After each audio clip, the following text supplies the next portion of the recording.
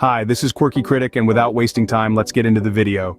Let's talk about Thor Ragnarok, a comedy of errors. Thor Ragnarok, or as I like to call it, when gods decide to play musical chairs, is a roller coaster ride of laughter, confusion, and more confusion.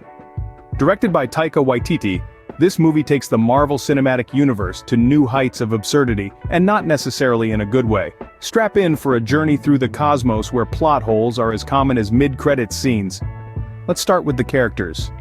Thor, our hammer-wielding hero, seems to have taken a crash course in stand-up comedy since his last appearance. Suddenly he's got jokes for days.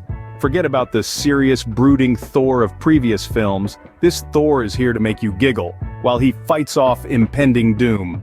It's like watching Shakespeare performed by a troupe of clowns. And then there's Loki, the god of mischief, who seems to have misplaced his mischievousness somewhere between Asgard and Sakaar. Instead of pulling off elaborate schemes, he's more interested in bickering with his brother and making snarky comments. Maybe he left his trickster manual in his other cape? Now let's talk about the villain, Hela.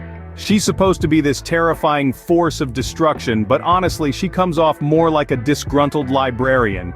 Sure, she can summon weapons out of thin air, and has a serious grudge against her family, but does she really need to monologue about it every chance she gets? We get it, Hela, you're evil, no need to remind us every 5 minutes. But perhaps the biggest head-scratcher of all is the planet Sakaar, and its eccentric ruler, the Grandmaster. Picture a cross between a Las Vegas casino and a junkyard, sprinkle in some colorful characters, and you've got yourself a recipe for chaos. Oh, and did I mention the Hulk is there too? Because apparently he decided to take up gladiator fighting as a hobby. Who knew smashing things could be so lucrative? Now let's address the elephant in the room, the plot. Or should I say the lack thereof? Somewhere amidst all the banter, explosions, and Jeff Goldblum cameos, there's a story about the impending destruction of Asgard. But good luck trying to follow it. It's like trying to untangle a ball of yarn that's been mauled by a pack of kittens. 1 minute you're on Asgard, the next you're on Sakaar, then you're back on Asgard again, and suddenly, there's a giant wolf trying to eat everyone. It's enough to give anyone whiplash. And let's not forget about the soundtrack, which sounds like it was composed by a DJ with ADHD.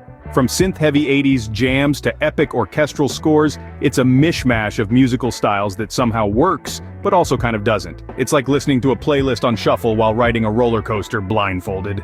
But hey, despite all its flaws, Thor Ragnarok is still a wild, fun ride that'll leave you scratching your head and laughing hysterically in equal measure.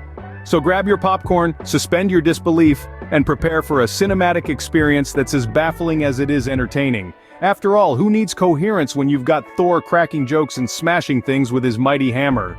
As Odin once said, Asgard is not a place, it's a punchline. Thanks for watching, make sure to like, share, and subscribe. Quirky Critic signing out.